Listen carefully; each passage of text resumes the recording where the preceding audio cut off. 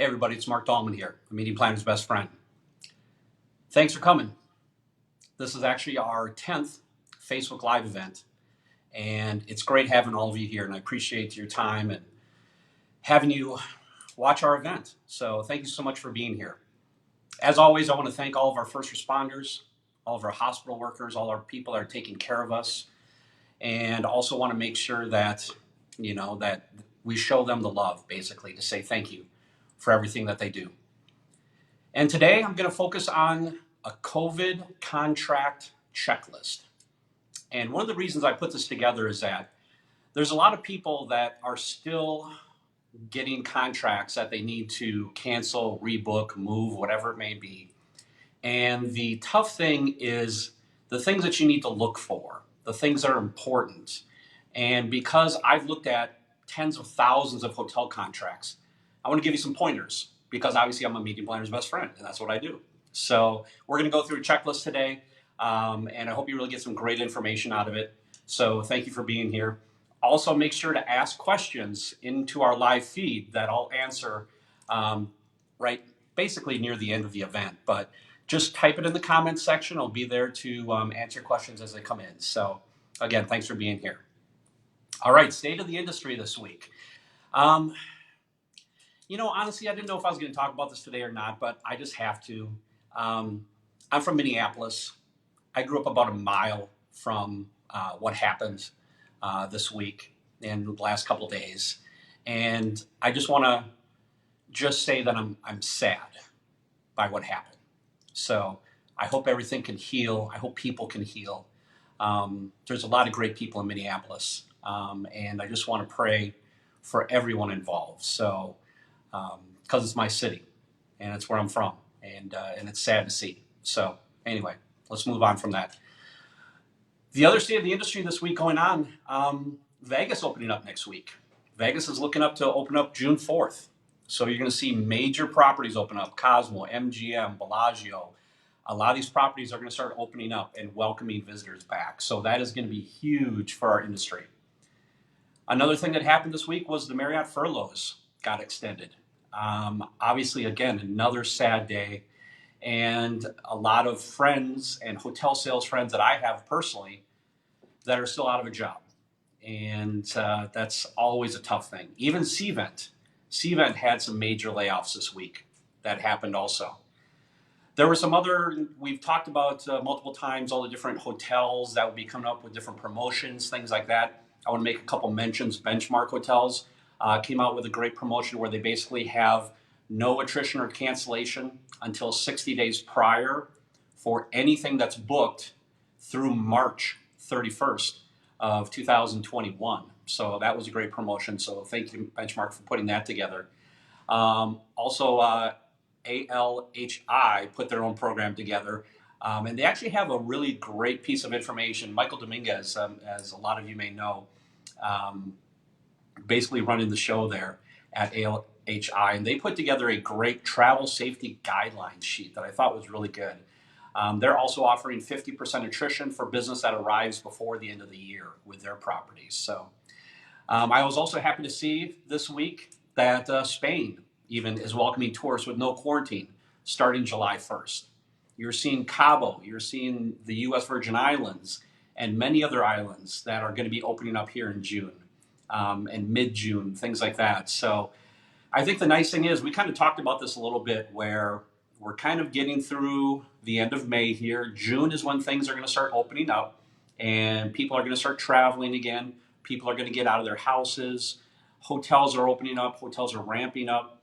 And I think really after the July 4th holiday, I think you're going to see more of a push with new meetings coming in, RFPs, hotels really starting to get their feet underneath them as far as the new safety and sanitation guidelines, things like that. So I think you're going to see a lot of that coming in the next 30 days. So that's kind of a state of the industry from what I've seen this week that I wanted to share with all of you. But once again, I'm going to kind of go over a basic COVID contract checklist for everybody. And again, if you have questions, make sure to put them in the comments section of the Facebook Live event, and I'll answer them as soon as possible. So first off, The COVID contract checklist. So basically, you've got a contract in front of you, and you've got leadership coming to you, or you've got your board coming to you, whoever it may be, and they're saying, hey, you know what? What are our damages? What can we do?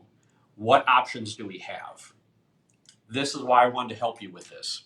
The first thing you need to realize when going through this checklist, is it a cancellation? Are you doing a full cancellation where you're not rebooking? Are you canceling it, but you're rebooking it into the same property just for a future year or a future date? Or are you maybe just doing a date change? We've had that happen with programs for like 21, 22 that have to move back because they're moving stuff from 2020 to 21. So maybe in that case, it's just a date change. So first off, that's one thing you need to take a look at. The second thing, is it force majeure or is it fear majeure? Again, I think we've kind of passed the force majeure portion of contracts right now. Obviously, you're still going to have state and city gathering bans that you need to adhere to and know about. And obviously, we've talked about that before. If you need those, let me know. Very important to have on hand.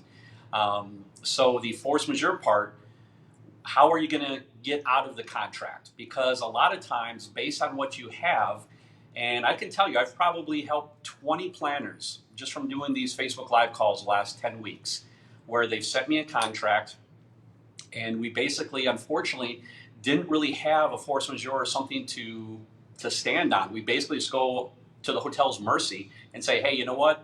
We need to move this. We need to move it to a different date. What can you do for us?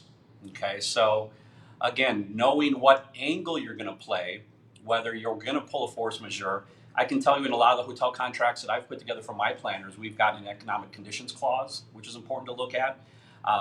There's a lot of other portions in there. Obviously, a rebooking clause, also very important to have in your contract. So again, what angle you're going to have, that's probably the second point I would want to tell you about.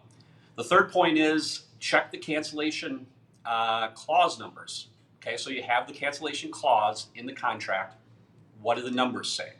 Okay, and the one thing when you're looking at that, do those numbers include tax?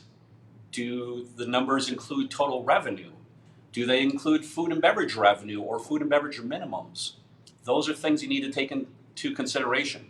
So again, do your math, see what those numbers are, see what those percentages are, and kind of see what number you are looking at. And a lot of times, especially if you're looking to cancel a short-term meeting maybe in this year, it's going to be a big number, or it's going to be something that's going to be hard to write a check for.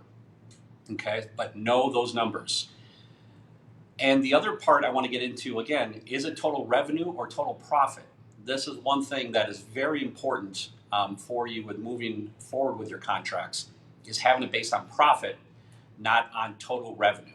Okay, so for example, if you're paying a $100 room rate, you should only have to pay $80 of that, because $20 of that is going for the operating cost at the hotel, the front desk staff, the housekeeping staff, the bell staff, whatever it may be. So again, trying to have that based on profit instead of total room revenue is one way to look at those numbers. Same on the food and beverage side, doing the food and beverage profit. Again, typically 65% profit on that. So again, moving those numbers down 35%. So taking a look at those numbers. So again, know your numbers, know what they are, and then obviously know what kind of flexibility you want to have. And really what I try and do, again, that I recommend is when you're talking to the property, here's a situation, here's what we need to do, here's what the contract says, and then here's what I propose, okay? And what you're proposing, again, it's like a brand new negotiation. So it's important to take a look at that, know what those numbers are on the contract originally, but then also know what you want to go in with, okay, as far as a proposal. The other thing is obviously the rebook. The rebook is going to be a huge part of this. And I can tell you, if you're going to do a full cancel, most likely you're going to have to write a big check, okay? So that's why, we've talked in the past about a lift and shift. We've talked about moving a program, rebooking a program at the same hotel. And why? Because it shows you're being a good hotel partner. Okay. Now, again, some people are like, hey, I need to cancel, but I can't rebook right now because I don't know what my program is going to look like next year or the following year. Again, hotels understand that. But I think you can work in negotiations into either an addendum or a new contract as far as having that flexibility in the room block or the meeting space or whatever it may be. But again, the rebook is an important part of these negotiations because typically hotels on average will give you a 50% rebook. So if you owe $100,000 in cancellation, they'll take 50,000 of that off if you rebook their property. Okay? So then you just owe the 50. So the rebook and what you do with that rebook is a very important part of the process. Or even if it's not the same meeting, if you can give them future dollars, that's another thing that's important. One other part I wanted to bring up is in the cancellation. When you're looking at the numbers in the cancellation, what you owe, and the dollars that kind of come with that. The other thing that you can do that we've been really successful with and that hotels are typically okay with is extending that date. So let's say maybe you have July 1st as a date where your cancellation goes from 50% to 75%. Maybe you can extend that July 1st date to July 31st. Extend that out another 30 days so you have more time to make a decision and talk to your leadership, talk to your employees, your attendees, whatever it may be, and kind of look at that. So moving that, those cancellation dates again are also something that's very important. The other thing, if you do owe a cancellation, the other part that's important is that you're able to also negotiate when you pay that money. Okay, I've had situations come where groups will say, okay, I need to cancel, but I can't pay this cancellation until October 1st. It can't be until the fourth quarter or whatever it may be, or even the following year. So again, those dates that you pay the cancellation or money owed can also be negotiated. Okay, it doesn't have to be like right on that same date. Typically, obviously, the hotels are going to ask for it on that date when you do cancel or rebook or whatever it may be. But those numbers are fluid, they are flexible, and again, that's based on negotiations with the property themselves. And obviously, the other thing I recommend is once you put all this together, you've gone through the contract numbers, you've looked at what you owe, then you adjust those numbers based on your room's profit, food and beverage profit, your rebook, if you have that, have your revised number, and then take a portion off of that. So, and this is just throwing this out there. If you owe 200,000 and your cancellation charge is 50%, so you owe 100,000, let's say. If you do a rebook, then 50,000 of that will go towards your new program. But when you pay that money, part of that can be paid now, part of it can be paid later, and there is flexibility in that. So make sure that you're taking a look at, again, that proposal and those numbers. The other thing that it gets down to is talk to the director of sales. I mean, luckily right now you're going to be talking to a director of sales because a lot of the salespeople are furloughed or your salesperson that you dealt with is no longer there. So make sure you're talking to a decision maker, talk to a director of sales, talk to a GM. Make sure you're going over those negotiations with somebody that can make immediate decisions for you, okay? And the other thing is just be honest and be fair, okay? Nothing, again, we've talked multiple times on how you act, whether you're a hotel salesperson or you're a meeting planner, how you act now is going to be remembered for a long time because everybody's more emotional. The trust factor is very, very important.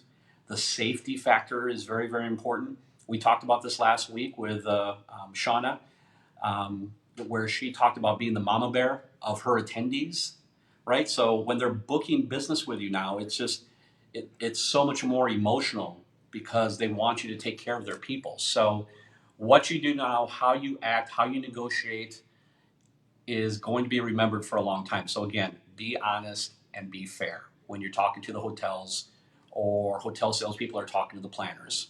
Very, very important. And then obviously talk about your proposal. Really go over those details. Go over what you would recommend. I can tell you the nice thing is if you put something together that's fair and you lay it out for them saying, I owe this. If we did profit based on us not having any rooms in the hotel and not consuming any food, we'd be here. And off of that number, I'd like to propose this number. And then if we rebook the hotel, I'd like to see this number. Okay? Lay it out that way, because then it's an easy sell for the hotel salesperson or the director of sales, because they see where you're coming from. They see that you know what you're talking about and what you want to accomplish from that call or from that meeting, whatever it may be. So make sure that you're really laying it out that way, because it makes it a lot easier when you're going through those negotiations. So yeah, so that's, again, if you have questions, please put them in the comment section here of our Facebook Live call. I'll be taking them as we go along here. And then moving forward, recommendations moving forward. So that's the checklist. So hopefully people got something out of that checklist. Again, the proposal and what you're doing and what you're proposing is very, very important. But be fair, be honest, lay it out, and really give the hotels and the directors, whoever it may be, that information that you're going off of and how you got to that number. Okay? But moving forward, COVID contract checklist. The biggest thing you can do is create your own master hotel contract. I think I bring it up every week, but it is so important, especially now. We're even finding now that a lot of hotel companies are revising their force majeure language, revising their impossibility language, where it's very one-sided, and you're not going to get the best deal in those. So having your own language, having legal, your legal, if you have legal on site, making sure they're looking at the language is so, so important. I've created dozens and dozens of master hotel contracts for not only the clients that I work with, but even clients that I don't work with. So if that's something that you need, something that you're interested in, please let me know. Shoot me an email at mdallman@hpnglobal.com, and I'll review that with you and tell you why it's important, what's included. I'll go over the contract clauses and which ones are beneficial in different areas. So, but moving forward, the master hotel contract, some of the things with the master hotel contract, obviously the revised force majeure clause, okay, including pandemics, epidemics, also including that if your group does show up, even if it's in a force majeure situation, that the hotel will offer you flexibility in the rooms attrition and food and beverage minimum numbers based on you still coming to the property, even if it does fall under force majeure. The public health and safety clause. This is a new one that's been coming out recently, making sure that when your attendees are at the hotel, that the hotel has a plan in place. The hotel is following CDC guidelines, following state and city guidelines, whatever they may be. Again, having that verbiage in your contract is so important, because you have to realize that's your backup plan right there in the contract when things may not go your way or may not be set up correctly when your group arrives. And obviously you're going to find out which hotels are flexible with you and which ones are not. The other one is indemnification. Now again, we talked about force majeure and how we're kind of getting out of the force majeure stage. I believe we're really getting now into the indemnification stage, okay? For those of you who don't know what indemnification is, it's basically who's responsible, okay? So if a person gets sick at an attendee gets sick at a hotel, the hotel's not responsible because the person got sick, typically, okay?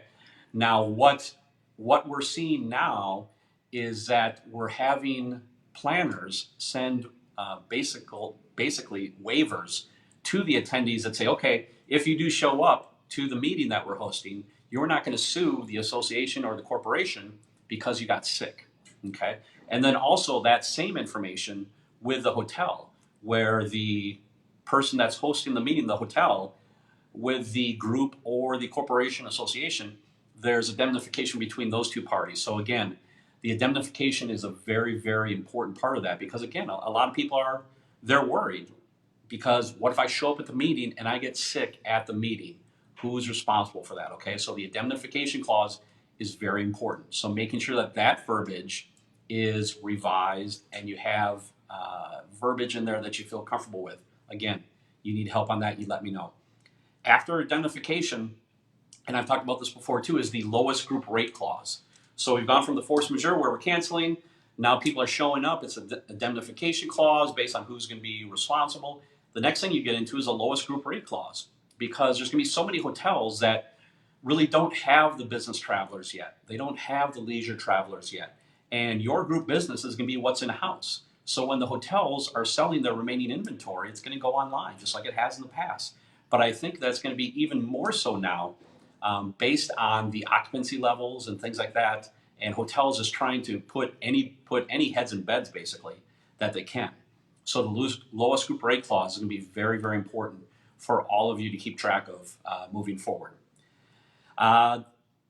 Hotels' new sanitation guidelines. That's the other thing. Before you're signing these contracts, making sure that you're getting the hotel sanitation and safety guidelines, okay? Because again, having that information, providing that to your attendees is going to help them feel safer about coming to your meeting.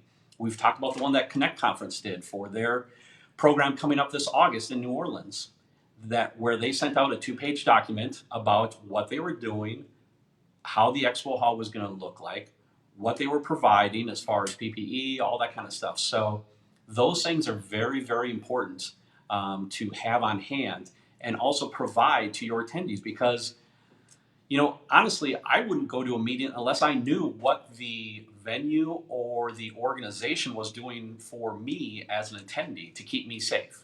Okay, and that's what I'm telling a lot of hotels now, and I want to reiterate this to the hotel salespeople that are out there. There are 3 words that continue to resonate with planners that's important to them. It's not the group rate. It's not the it is not the renovations. It's not your spa. It's not any of that. You know what they're worried about? They're worried about trusting you as a salesperson, that you're going to take care of their group. They're worried about the safety and the security and the sanitation of your property. And then obviously it's the emotion. They want you to care. They want you to show some empathy. So if hotel salespeople can focus on those 3 items, you're going to get more and more business from planners, because again, those are the things that are really, really important to them. So make sure you're trustworthy, be emotional with them, make sure that you're showing that empathy and that you care, and make sure obviously that you have your safety and security and sanitation guidelines. Literally, the safety and sanitation guidelines are your new proposal. That is what is going to sell your hotel. The hotels that have that set up the best and have that great information to, again, make planners feel safe so they make their attendees feel safe, those properties are going to succeed because they have that information ahead of time. And that's what a lot of planners are going to be looking for, and that's what I ask all of you as planners to make sure that you get before you book a program moving forward. And even programs that you have moving forward that are definite already, make sure you're getting that information from the hotel. So important.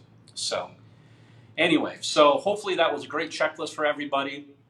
Again, I really wanted to go over the basics of looking at a contract, what was important, how you lay it out, who you talk to, how you can be fair and honest, and really taking a look at those numbers, okay? And then obviously, you have to realize that in times like these, you don't have to go straight off of those numbers. If you want to propose a lower number, propose a lower number. Do what you think is fair, okay? And that's, again, it's a new negotiation with the hotel, whether you're canceling, whether you're rebooking, or whether you're moving dates. It's very, very important. So anyway, so do we have any questions from anybody that I can answer? Anything that's come up? Let's see. Yes, Melissa. Contract for a group of 8:15 November. We want to move the date to 21, but the hotel won't offer a space without finding a group attending a citywide at the center over the same dates to piggyback. Okay. They want to charge full cancel at $400, even though we're trying to rebook. Yes. You know, Melissa, that's a great point. I had the same situation come up where I was trying to rebook a property, but they would not rebook unless they had something to put into those same dates. My personal suggestion is let me take a look at it. And I think that sometimes, and even one of my good friends that watched one of our first Facebook Live calls, Holly Carson, we had a situation at a property in Miami. It was $1 million cancellation, like it was like 1.2 or something like that. in cancellation, and the hotel would not let them out of it. We went back and forth for quite a while, and in the end, we ended up getting that waived, the entire cancellation waived for her. And obviously, Holly is now a new client because of that. So again, I'm not saying I can get that entire amount waived for you, but I think the thing that you need to know is what options you have. A lot of times, also, even my CEO Bill Kilberg and I, if we need to go to a GM, we need to go to a regional, we need to go to a national rep, whatever it may be, we can make some additional phone calls because the buying power that we have here with HP Global is a lot more than you just trying to rebook one piece of business. So we have a little bit more pull and might have some additional connections to help you out on that. But yeah, with a cancellation that big and you're trying to rebook, there should be some flexibility there, and I'd be happy to take a look at that for you. So yeah, every case is different. And again, like I said, 90% of the hotels that I've dealt with have been fair. But there have been those 10% that basically are not. And what we're falling into now is groups such as yours, I'm sure, that is canceling later this year. You don't have that force majeure clause to fall back on. Everything's starting to open up now in June. And you're really getting into laying yourself at the hotel's mercy to try and lower that cancellation amount. And it's a tough situation. I get it, but yeah, let's talk about that. Email it over to me. Let's set up a time to talk, and we can review some options for you on that. But I appreciate the question because, again, there's a lot of planners out there just like yourself that have a big fat cancellation and say, I can't pay this amount. It'll put us out of business. And I know that's a very difficult thing to deal with. So, but thank you for that question. It's a great question. I'm here to help in that case. So shoot it over to me. Let's take a look at it together. So, any other questions at all from anybody? Talk about convention center cancels, but hotels holding firm on room blocks. Oh, Louise, how are you? Yeah, you know what? That's a tough one because when you start talking about canceling a convention center, obviously the contract between the centers is a lot different than the contracts with the hotels.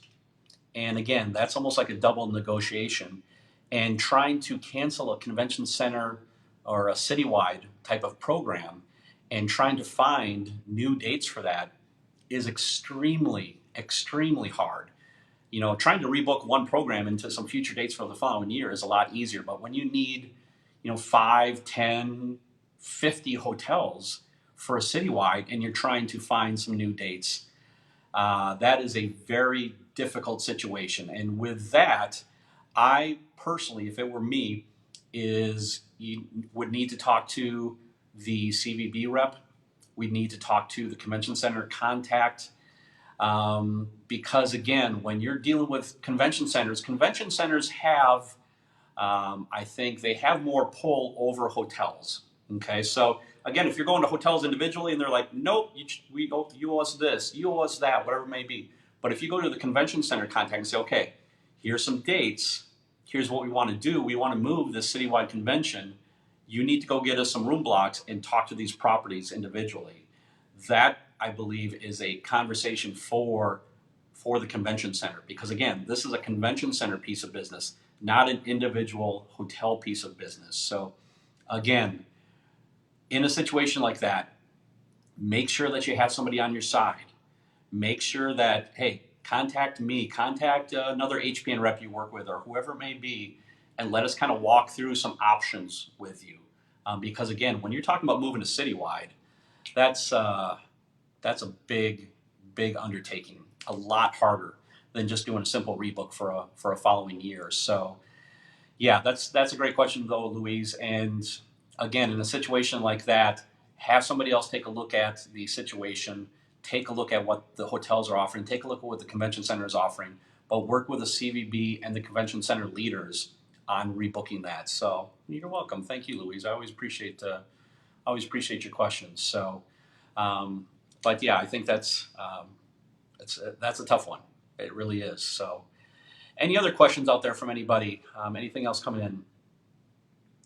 Yeah, the hotel company with the no attrition cancellation until 60 days out, that is actually Benchmark Hotels. I was actually on a call with all their sales team on Wednesday this week, and we talked about that. They actually just rolled it out. You can look up Benchmark Hotels online. It'll give you a list of their properties. They've got some fantastic properties all over the country, and it's definitely something I would take a look at because, again, that liability factor, when you have people that need to meet, people that want to send out RFPs and book new business, the liability portion of it is so important. Not only obviously the contractual part that we've talked about today, but just the liability of being able to have that flexibility with your attrition, with your cancellation, things like that. But I think as we discussed last week also with Shauna, you can't, the attrition still needs to be listed as no attrition. You can't just have the attrition clause taken out of the contract entirely, because if it's not in there, you still, oh, I'm sorry, that was from Stephanie Jones, my friend with Water Environment. So yeah, but that is a great program. I think you're seeing that more and more. I think if you're going to send a lead out and work on something by the end of the year, I bet you could probably get the no attrition, no cancellation, 60 days out. You'd probably negotiate that with 25, 30% of hotels out there. Because again, hotels are really, really starving for business through the end of the year here. So, but yeah, great question. Appreciate you asking that. So, but a lot of companies out there with a lot of programs going on. And again, if you need some of those programs, that's one thing that obviously I provide is sending out the RFPs for our planners, letting you know about those programs, letting you know about what hotels are offering. Let me do that hard work for you and get you that availability and help you make the right decision for your meetings moving forward. So, but great question. Anybody else out there? Any other questions coming in that we have from anybody? Anybody at all? Okay. Well, hey, I wanted to thank you again for joining me on my 10th Facebook Live call, the CoVid contract checklist. Hopefully you got some good information out of it. Again, be fair, be honest when you're talking to properties. Know your numbers from the contract.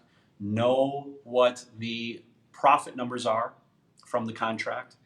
And obviously, when you're moving forward with new contracts, I can't stress it enough how important the master hotel contract is for you. Because then you're negotiating your hotel contract, not the hotel's contract. It's good for you, okay? It's got your terms on it. It makes it easier to negotiate. It makes it easier to find out what's been changed, things like that. So important. So again, if you need that information on creating your own master hotel contract, let me know. Obviously, if you have future questions, put them in the comment section. I will still be answering questions even after this live event is done, and I'll be answering those as they come in. Also, if you have separate situations that you want to email me, any free hotel contract reviews. So if you have a contract and you're like, Mark, I don't even know where to start, I don't know what options I have, send me the contract. Even if I didn't work on it, I'd be more than happy to take a look at it, give you some options, give you some recommendations, and just give you some honest advice, because that's what I'm here for. So let's see. Karen, yes. Why wouldn't a force majeure potentially be in place if you can't gather 1,000 people? Some cities will hold out on the 50-person gathering. Yeah, you know what? The state and city gathering thing, I think, is going to be interesting. We've got a 6,000-person concert happening in Scottsdale this weekend. Like before June even starts. So the gathering ban, again, it's going to be really based on the cities, based on the states, and I don't think you're going to see cities holding out. If you have a meeting of 100 people or 500 people or 1,000 people, hotels are not really going to turn that away unless they have some major guidelines that they'll be dealing with. And really, I don't see those guidelines going past July or August. So really, if you've got something in the future, I personally think that you're fine. I've got a personal story, and we had Troy Wood, who's the Director of Sales Marketing with Park Hyatt Aviara. I have a piece of business booked with him in January of 2021. The association is thinking about canceling the program in January, and it's a full buyout of the property, like 400 or 500 rooms. So the one thing that I'm trying to recommend to the association is say, hey, let's not cancel now, because if we cancel now, here's what that cancellation charge is going to be. You know, 100, 150, $200,000. Let's wait till July or August, go to the property, do a site visit of the property again, and see what their new guidelines are. See how they would have this set up. And because it's a resort property, they have more outdoor space, so we can do more outdoor items and outdoor setups and things like that. So really, before you, I think, worry about the gathering bans and things like that, it's really going to be state and city driven, but I think you're going to find very few places that will not take your business per se. Again, they're guidelines, okay? They're not going to come in and arrest you if you have an event. They're guidelines that the city is setting up, that the state is setting up. If you have an event already, obviously working with your hotel partners, having those conversations with your hotel partners, that's what's going to be important if that's something that you're worried about. But the thing that I would suggest, obviously, check the property out, see what's going on now. But if you're going to be in the fall or first part of next year, I would not. I think you're going to see those gathering bans disappear very quickly. So, Michael, advice if our event no longer fits in the hotel space contract due to social distancing guidelines. Yeah, you know what? That's what we're dealing with a lot now. The best thing, Michael, that I would suggest is first off, you need to get the new guidelines from the hotel, because a lot of hotels have either set that up already or they're working on those right now as far as the new distancing guidelines. The hotel is really, I don't think, they're not going to give you more space, which is going to be the tough thing with this. So I think what you're going to see is you're going to need the flexibility between yourself or your organization and the property. So you're going to have to start looking at some different setups. You're going to have to start looking at some different breakouts. You're going to have to start looking at some indoor or outdoor space, whether it's foyer space, lobby space, things like that, to get over those distancing guidelines. But I think what you're going to see is, I think a lot of people are worried about the social distancing guidelines, but the social distancing guidelines are also going to keep people away. I've told people typically 20, 25% reduction in their numbers is probably what they're going to see for meetings in the fall.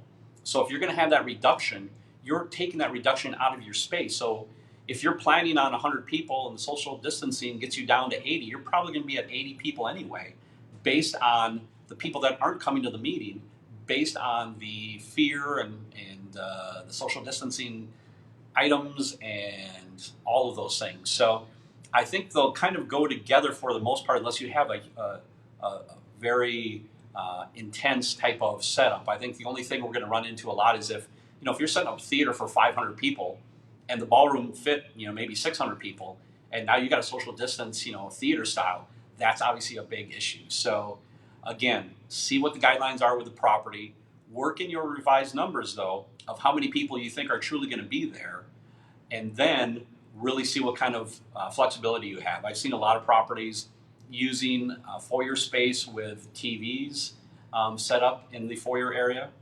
Like I said before, there's a lot of people that aren't going to want to sit around a round table or sit at a classroom table with people. They're going to want to be on the edges of the room. They're going to want to sit in their own chairs. They're going to want to stand on their own around the edges. So I think you're going to have some flexibility in that, because again, I don't think the hotel is not going to cancel or let you cancel your program if based on the new social distancing guidelines. That's going to be a workaround that you're going to have to work with the property on. But again, indoor, outdoor space. That's why I say resorts and properties that have more outdoor lawn space and things like that are going to be able to have a lot more flexibility than your city hotels that are very confined. So, but that's a great question. I really appreciate that. So, anything else in there at all? Anybody else coming in with everything? You're very welcome, Meg. Always good to hear from you, my San Diego friend back in the day. So, thank you. Any other questions or comments out there from anybody? Anything at all? Okay. Well, again, state and city gathering bans. The HPN virtual meetings info. If you need that, let me know. The coronavirus contingency plan from our friends at Emergency Concierge International. Very important information to have. The Connect Safe Space sheet. I would really recommend that.